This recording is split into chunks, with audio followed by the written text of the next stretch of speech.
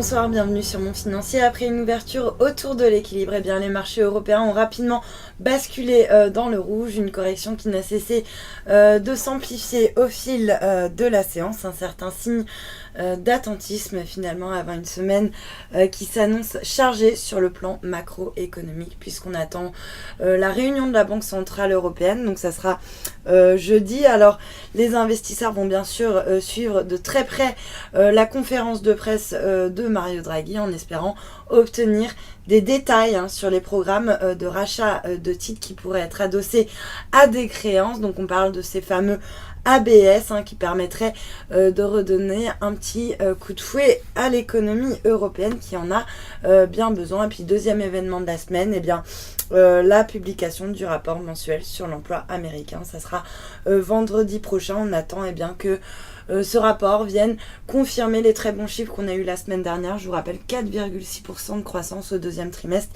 aux États-Unis en glissement annuel. En attendant, donc, comme je vous le disais, les marchés consolident, moins 0,8% sur le CAC à 4358 points. Du côté des valeurs, eh bien c'est Solvay qui s'empare de la tête de l'indice, suivi de Capgemini qui reste bien orienté, tandis que Vinci, à l'inverse, fait figure de lanterne rouge. À noter également le secteur bancaire qui est mal orienté avec AXA qui perd pratiquement 2%, suivi de SocGen et de BNP qui s'inscrivent également en nette baisse. À noter également dans les valeurs qui se distinguent dans le rouge, eh bien on a LVMH qui perd 1,5% à 128,80 €, alors que les perspectives pour le luxe ne sont guère réjouissantes. Et puis on notera que sur le SBF 120, c'est Soitec qui signe la meilleure performance, plus 5,2%. Soitec qui a annoncé une session pour permettre le recentrage de la division électronique de Soitec sur ses produits clés, puis à l'inverse, on a Technicolor qui redonne 4,7%, plombé par une note d'analyse sur le marché d'échange.